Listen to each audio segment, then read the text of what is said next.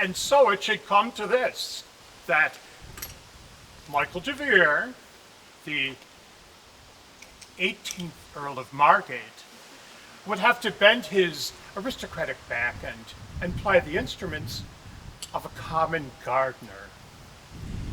Little did I think that as I squandered the wealth of my ancestors amidst the grandeur of Grosvenor Square, that the impertinent interference of the official receiver in bankruptcy would one day reduce me to a 4-room cottage where I should have to rear my own roses in my old age. Why, Horace, back at this time of day, what could it mean? It means, Father, that I have had an accident with the bus. An accident with the bus, Horace? Why, you have ignored my constant warnings. You have raced a jitney along the Edgware Road. Do not speak harshly with me, Father. It was at the Marble Arch. I was driving a pair of young and restive horses. Well, I know about the temper of young horses, Horace, and those two were not the best of friends from the very start, and working together in harness made things still worse. Well, they fell out. No, Father, the passengers did that. The passengers? The bus turned right over. The offside is completely stove in. And it was only repainted a week and a half ago. Oh, Horace. Oh. It breaks my heart to think of my beautiful bus, bounding down the Harrow Road, full inside and out. How could I have known that the Marble Arch would see it a mass of quivering wreckage? The outside fares scattered far and wide upon the wooden pavements, the inside ones fighting each other in the crushed interior, mad with terror. Poor boy. And so, you have come back to spend the day with your poor father. What else was there for me to do? Here, let me help you. Well, Horace, I've made things tidy. I've been up betimes, and our estate is not a large one. True. If only we had 300,000 acres to keep tidy instead of this small patch. Oh, Horace, poor boy. You yearn to be wealthy, and my heart is heavy when I think that my extravagance has brought you to this lowly position. You, who should bear the title of Viscount Ramsgate. Hush, Father. Not a soul must suspect our identity. You have dragged the House of Lords through the bankruptcy court already, but there are lower depths still. And to think that the eldest son of an earl should be reduced to driving a Paddington Yellow might make even a democratic socialist shudder. Well, Horace, occasionally I like to whisper to myself, I am Michael de Vere, the 18th Earl of Margate and Lord Warden of the Jetty. Well, I have no objection to your doing that, but it is useless sighing over what is past. Think of the present. What are my prospects? Well, you have none. Except that of being dismissed from the company's service for careless driving. Then my case is hopeless, and yet how passionately I love her. I am sure you're alluding to the lovely daughter of Lady Bushy. Alas, yes. Oh, my little sweetheart, I wonder if you ever give a thought to your unhappy Horace, if you ever pity the man who presides over the conveyance you patronize so frequently.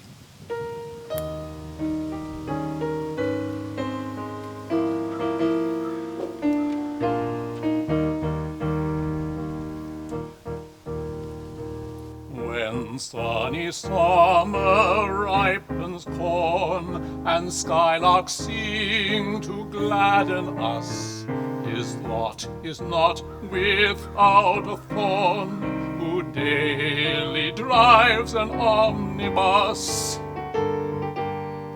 When hungry road cars hover near, in competition fierce and hot, what wonder that a scalding tear a driver's badge should sometimes blot? What wonder that a scalding tear the driver's badge should sometimes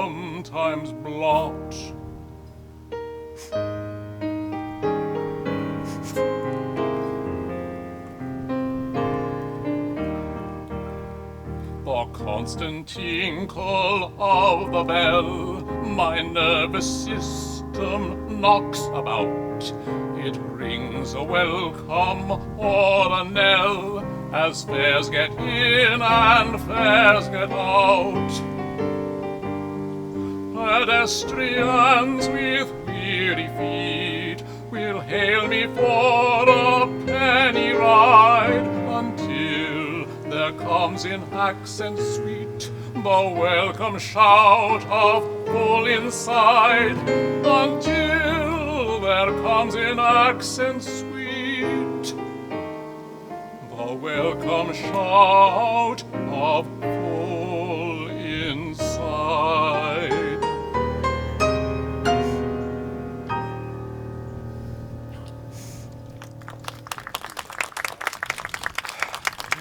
Oh, it grieves me to see you so sad, Horace.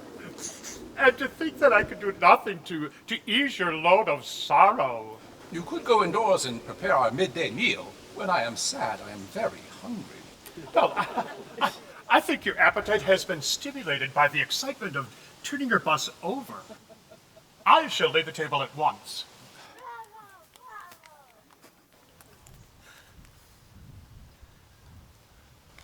Why does the world seem somehow brighter now?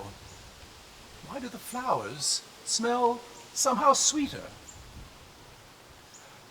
Oh, joy of joys! Impulse has not deceived me. She is coming this way. My beauty, my sweetheart, the bus driver's only love. May I ask you to tell me the time, sir? I'm afraid I left my watch at home. This is surely fate. Just 12 o'clock, miss. 12 o'clock? Then it's time for me to go back. Thank you very much. Wait, miss, please don't go. If you can only spare a moment to listen to a poor, broken-hearted fellow. I am very sorry, but I left my purse at home also. I do not want your purse. Forgive my presumption, but I have dared to love you passionately. You have? I have. See how my pulse is throbbing. Spurn me, and you will seal my doom. I cannot live without you, and I shall seek a welcome death under the wheels of some great car of juggernaut, some massive morning omnibus, crowded with well-fed solicitors and 12-stone members of the Stock Exchange. If this is not the earnestness of desperation, I am no judge of the human passions. Oh, if only you knew the care I had taken of you. The care you have taken of me? I don't understand. Stay, let me look at you in the face. Oh, I remember you. You are the young gentleman who drives the 11 o'clock omnibus from Kensal Green to London Bridge. Yes, miss. It's strange I didn't recognize you at once. I've always taken an interest in you. You're very handsome. Yes, miss. On bank holidays, the girls frequently squabble for the box seat. I'm not surprised at it. You're much more attractive than many of the nobility. She little knows the truth. Then you admire me? Admire is but a poor word to express the exhilarating frenzy in which your magnificent features inspire me. What is your name? Horace Alexander de Vere. Oh, I don't think Mamma could possibly object to a man with a name like that. Winifred de Vere will sound charming. Ah, then it is Winifred. To think that all this weary time I knew only the latter part of your name, Bushy. The rest was black darkness. It might have been Martha, but it is Winifred, and I am very much relieved. Oh, Horace, how exciting this is, to think that I won over the love of the very man who has driven me so safely into Oxford Street. And then you noticed I was careful? Oh, even Mamma noticed that. She said that you were a nice, steady young man who would never race road cars or jitneys. Poor Mamma has a great horror of collisions. Whenever she sees a horse down, she screams continuously till it's up again. Darling, how rejoiced I am to learn your mother's opinion of me. Unfortunately, I've known Mamma's opinions to run through several editions in one day. I understand. You mean to say that her approval of me as a driver may not translate to me as a son-in-law. Alas, I fear not. Take heart, my king, for I have given you my love, and not even my mother, no, not even my trustees, will get in between me and my Horace Alexander now.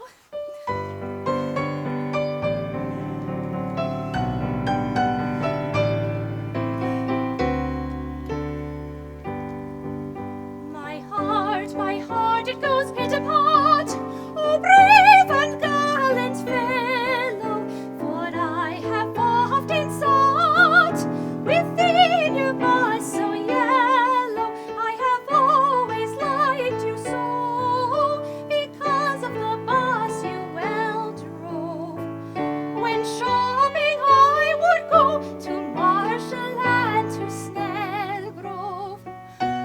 shopping I would go to Marshall and to Snellgrove.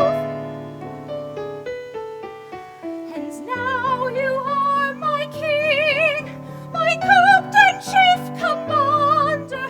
Your praise I'll ever sing.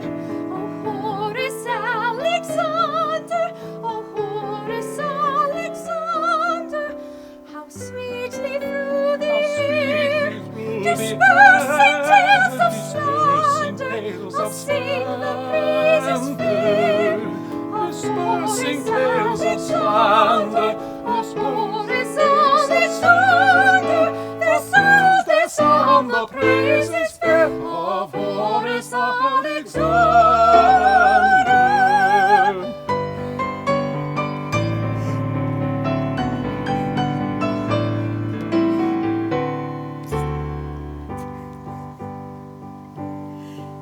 Although my hopes were nil, and love's young dream was blighted, I kept the horses still, till you and more lighted. I watched you pay the fare, my love I might not show you, nor from the box seat dare a single kiss to blow you, nor from the box seat dare a single kiss to blow you, a single kiss to blow you.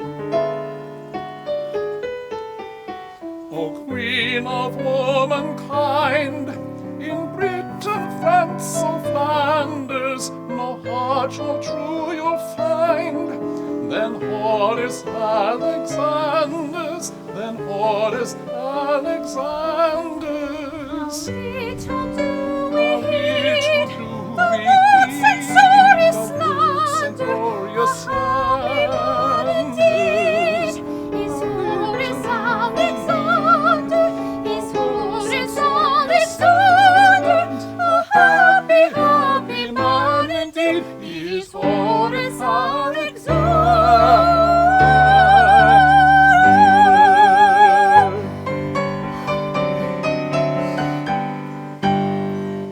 Winifred! Mama! Unhappy child! Did I trust my eyes?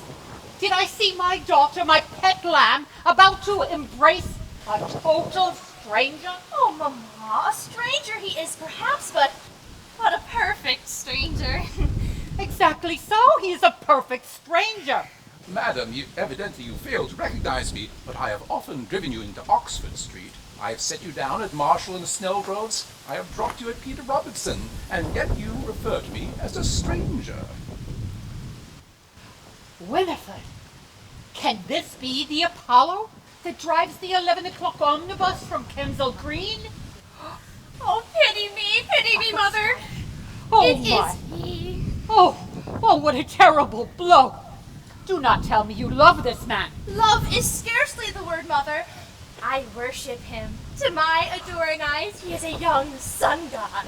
Ah, that is very soothing. I cannot understand how a daughter of mine could stoop to love someone of such humble birth. On the contrary, madam, it was my elevated seat that gave me the advantage. It was I who stooped to love your daughter. Do you see how clever he is, Mama? He's always saying witty things like that. Oh, my poor child. But I mustn't temporize. I must act at once and do what I can to rescue you from the consequences of this folly. Madam, I hope you do not intend to adopt extreme measures. Do not fear that I shall treat my daughter unkindly. I am going to take her home at once, and for the next 3 months, confine her to the small back room on the top floor. It has been repaired quite recently, and there I shall allow her a liberal dose of cold mutton and rice. Oh, Mama, how cruel you are. I don't mean to be harsh, but it is impossible for the daughter of Lady Bushy to marry an omnibus driver. However attractive and accomplished he might be.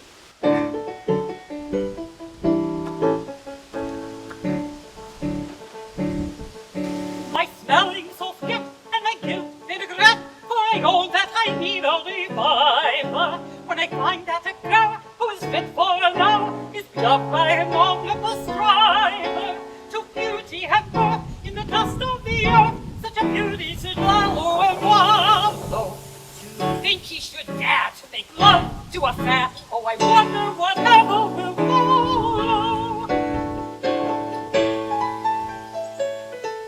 A rumor of fate in my lady Christiane, a carriage estate, or thought in hand, a single crochet or a chandelier dam, a single crochet or a chandelier dam. But a bus is too bitter, too bitter, too bitter, a bus is too bitter to swallow. A bus is too bitter, too bitter, too bitter, a bus is too bitter to swallow. Proud lady who mocks should mount on the box and keep all her sneers in abeyance until she has tried the practical side of driving a public conveyance. Pity the girl that you meant for and now for society's fickle and hollow. I'm sick of its charms, so I fly to the arms of this omnibus driving Apollo.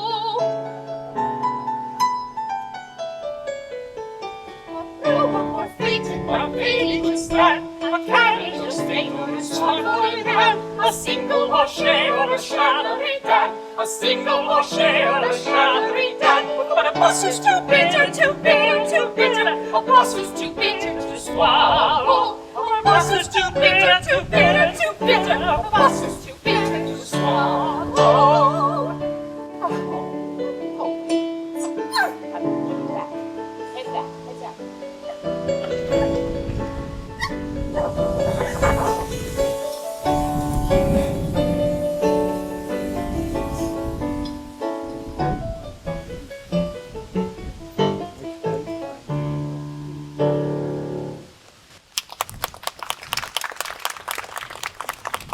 This is the spot, without a doubt. 300 yards in a direct line to the north of the cab stand. And the time? 10 minutes after 12. In 5 minutes more I shall meet my old sweetheart, Dusabella. But should I waste those 5 precious minutes in delicious idling and lazy dreams of lover's rapture? Certainly not. How can I better employ them than by spreading broadcast upon the face of the earth these advertisements of the commodity that has made me famous?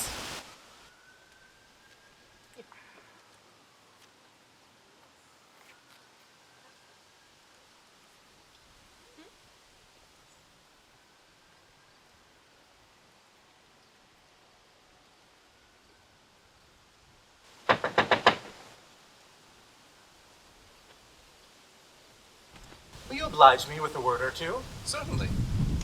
I don't suppose you have any idea who I am. No, I haven't. I thought as much. Allow me to give you my card. Mr. Jericho. That's it. I'm Jericho. Jericho? Not the celebrated Jericho, the manufacturer of Jericho's world-renowned jams? That's it. Jericho's Jams. I scarcely know how to express my feelings upon meeting you. You, sir, are indeed a public benefactor. I have an aged father of whose declining years your jams are the solace. If you could sit day after day, as I have sat, watching that broken-down old man spread your preserves upon his bread and butter with a happy smile, then you would understand the gratitude which fills my heart. It is always pleasant to a jam manufacturer to know that his jams are preferred to anyone else's. My occupation calls me away in the daytime. It is a great boon to be able to leave that poor old man with something which is pure and unadulterated. It must be. I can leave him with a light heart, alone with Jericho's jams, for I know that they are made from fresh fruit and refined sugar only. Of course you do. It is distinctly stated so on the label. Yes, my good fellow, thanks to my jams, I am a rich person now. Times was when Jericho's jams were virtually unknown. when their superior quality and their absolute purity were undreamt of by a public surfeited with gross adulterations. But I pushed them with persistence. I spent thousands in advertising them. I kept the name of Jericho continuously before the public. Advertisement is the secret of success in life. The man whose chief pleasure lies in the sound of his own name will never die a pauper.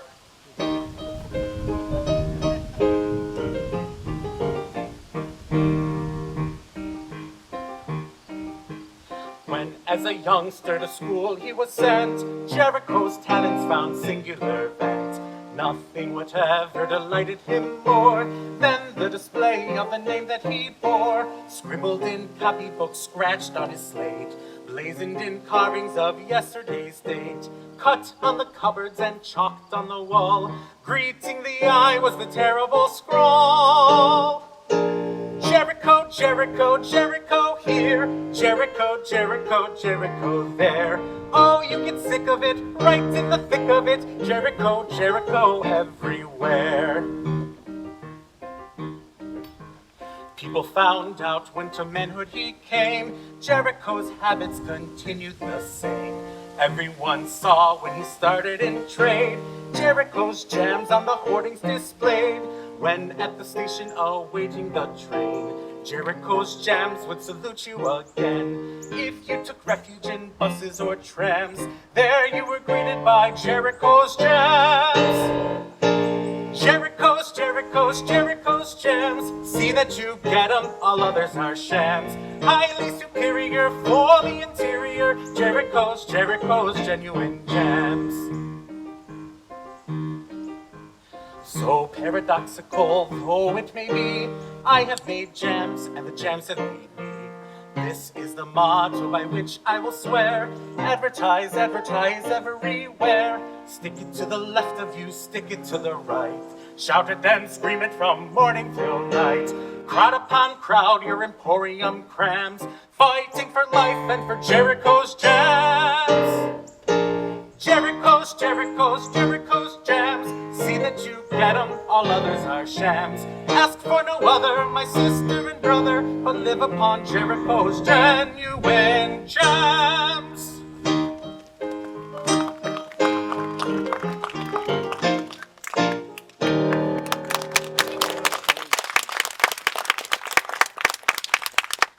Can you oblige me with your father's age? He was 60 last May. Dear me. And you say he consumes my jam regularly and appears to enjoy it? Yes, he appears to. I will make note of it. He never feels any ill effects from the use of it? Well, his teeth yielded to its influence. But now that I've provided him with a new set, top and bottom, out of my hard-earned wages, he is practically jam-proof. If I could persuade him to give me a testimonial, it might be of some value as an advertisement. Well, my father is a shy and retiring old man. It would require a very substantial consideration for him to willingly have his weakness for your preserves publicized. Your parent will find that Jericho is not the man to spare his 5-pound notes. Let me go inside and discuss it with him for a few moments. And now for Gisabella. 20 minutes past 12? Gisabella is late. I am scarcely 5 minutes behind times, Thomas. Ah, sweetheart, is it you? Do we really meet again after all these years? Oh, it certainly feels that way. I don't know, though, if I should be permitting these type of familiarities. I have been a widow for 3 years. Do not remind me that you are a widow. It is a bitter, bitter thought. Oh, but you are not free of blame in the matter. Years ago, when 2 suitors came to woo me in my little Lincolnshire home, you knew you were the favored one, and that I only tolerated Sir Burton Bushy because my father, he bade me. Then why did you marry him? What was I to do? I couldn't get you to elope with me. Oh, Dulcie, I had been so well brought up. Oh, I know that, Thomas. That was the unfortunate part of it. 3 years ago, I saw Sir Burton Bushy's death in the Times, And as soon as a reasonable period had elapsed, I wrote to you. You did. 2 days ago. I had your reply last night with an appointment to meet you here this morning. Oh, Dulcie, this is like old times. Do you find me much altered? You are sadly changed, Thomas. I used to call you my golden-haired Viking. I know you did. I remember it an admirable trait. Oh, to me, your head gave the appearance of a yellow cornfield waving in the summer sunlight. Ah, where is that yellow cornfield now? Well, you know, it has been a bad year for the harvest. Oh, Thomas, time has not done gently with you. I hope it has been kinder to me.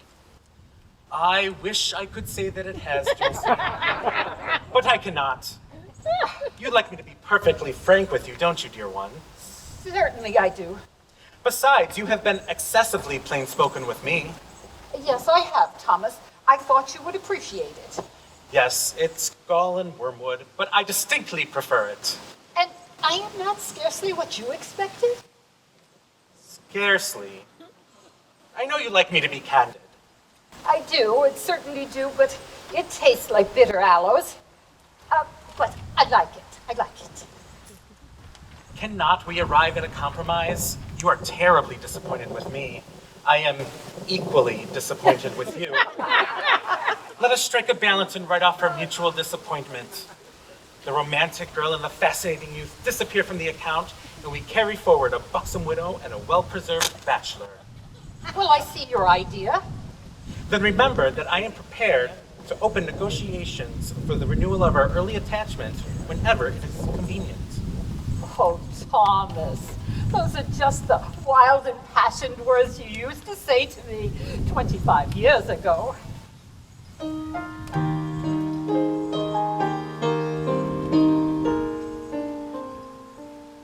There came a maid in innocence at Barton under Humber, two suitors who, for reference, as one and two are number, and number one could softly woo, to life seem milk and honey. But dear Papa, and number two, a large amount of money.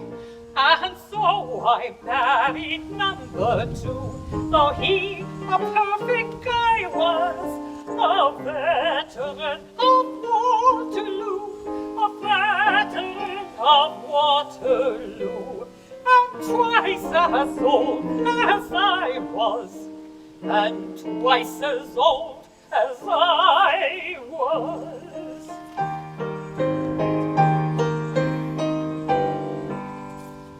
When number two bore off his bride in wedding dress of white on, at first I thought of suicide, then change of air at Brighton, but all the hopes of yesterday return with force provoking.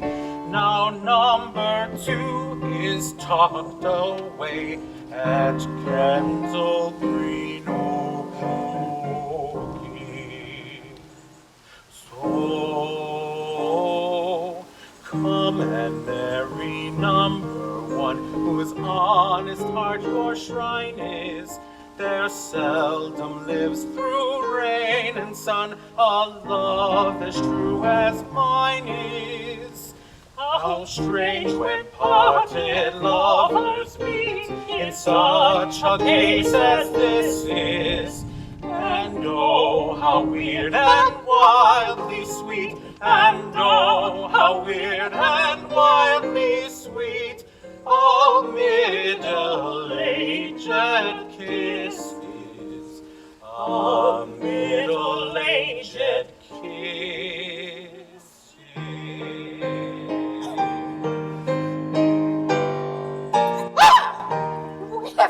Mama?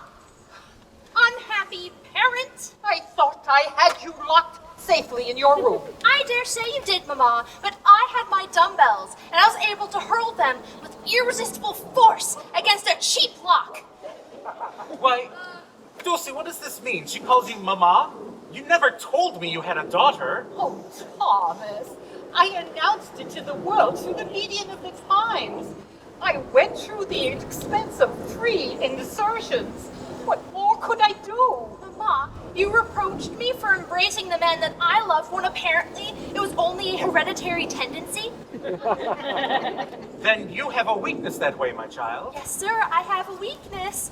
Oh, there he is. Darling. Why, Isabella, is it possible that you object to this fine, stalwart young man? Oh, Thomas, I agree there is nothing to fear with his appearance. But, oh, Thomas, his occupation. What is your occupation, my fine fellow? I am earning an honest living in the employ of the London General Omnibus Company, Limited. You are following a healthy and interesting profession. And you would leave your comfortable home for his sake?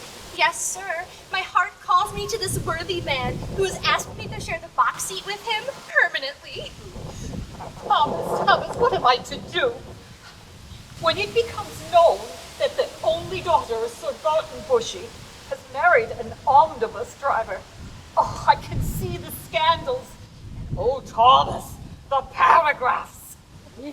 Of course he would abandon his present occupation. I should make it my business to see that he was suitably provided for. He is handsome enough to be a member of Parliament. Yes, Thomas. Get him some nice, easy job like that. Yes, I do think that is good. Except, Sir Burton promised that I watch the TV. Whenever Barry appear of the realm. Ah, that's awkward. Yeah. Thomas, you are immeasurably wealthy. By him appearance. It is a large order, Isabella. Oh, but you're used to such large orders in a business with a turnover like yours. The jams are doing as well as often as ever. The sales are increasing weekly, darling. And that reminds me, our young omnibus driver has a father who is devoted to my jams. I'm arranging for a testimonial from him. Oh, and unless I'm much mistaken, here comes the old gentleman.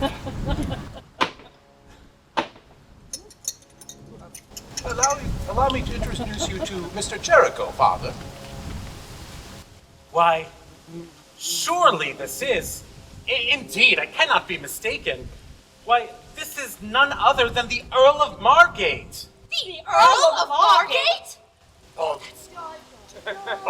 Horace, our secret is discovered. This will shake the House of Lords to its very foundations. I remember you perfectly. I used to see you in the park regularly, every Sunday. Oh, sir, you do have such a noble old face, but it does bear considerable strain, financial strain. No doubt it does. Fortune has dealt hardly with me, and the official receiver in bankruptcy has opened his arms wide and taken me into his bosom.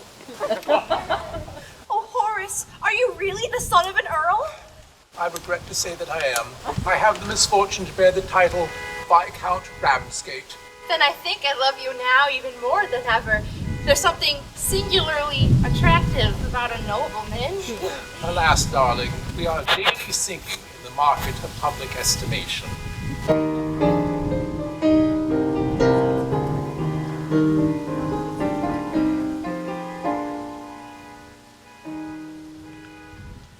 Alas, would we appear when the daily papers cheer in a way to be regretted as the brainless coroneted? Let us heave a tender sigh for the man whose rank is high. Oh, with Democrats' audacity, laugh at titled incapacity, rouse ye men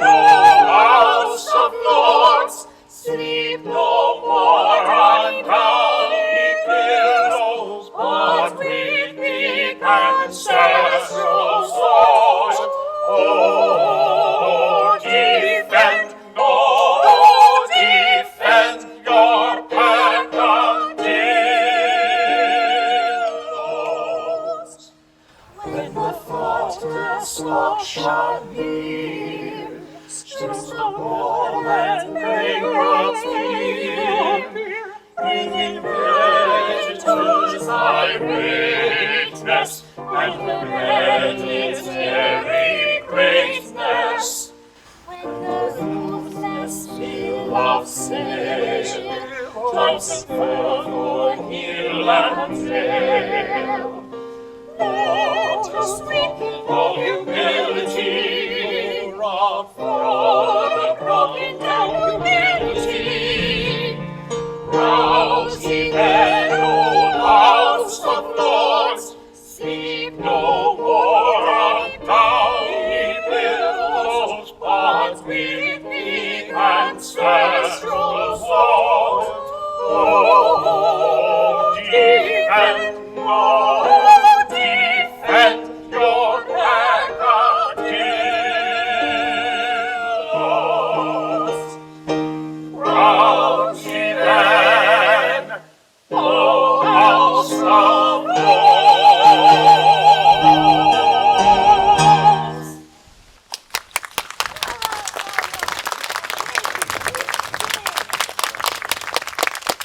The Earl of Margate will favor me with a testimonial to the effect that he only allows Jericho's jams to be placed on his breakfast table. I will guarantee him an annuity sufficient to live comfortably in Bayswater and to keep a cook and housemaid. Then I accept your offer, kind friend. Even an earl may tire of blackening his own boots. If you have any idea of marrying my mother, sir, wouldn't it be very well to get me out of the way? What do you think, Isabella? Oh, I think it would be a very judicious step, dear. Then, if Viscount Ramsgate will accept a share in the jam business, I will instruct my solicitor to prepare a deed of partnership. Your income will be at least $2,000 a year under such an arrangement. What do you think, Winifred? I should be sacrificing a great deal. The horse is a noble animal. Yes, Horace, I quite see that. There will be no more exhilarating rides to Marshall and Stowbro's with your Horace with the ribbons. These are vain regrets, my boy. Remember, your boss is totally disabled. And with the last post tonight will most likely come your letter of resignation for furious driving. True, Father. Then you'll accept the offer of partnership, Horace? I think so, darling. Oh, Horace, a little while ago, the cup that was held to our lips was full of bitterness, and now it is full of such sweetness that it takes my breath away. Darling, do not worry that this shall ever cloy. You and I shall never, never weary of sweet things. Of course you won't. Not while you're a partner in Jericho's jams. And I hope the public won't either. But I trust they will continue to ask for no other, see that they get them, and notice the trademark on the label and the signature, without which none are genuine.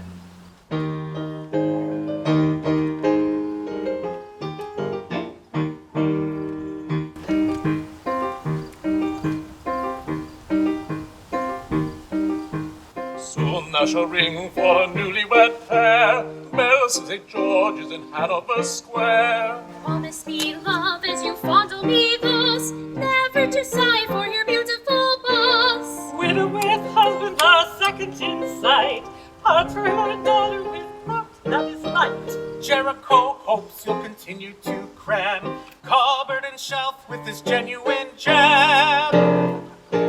Jericho's, Jericho's, Jericho's jams. See that you get 'em, all others are shams.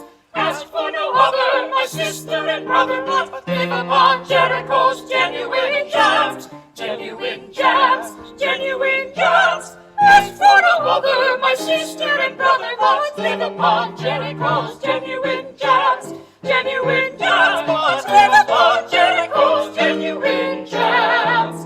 Ask for no other, my sister and brother, but live upon Jericho's genuine jams.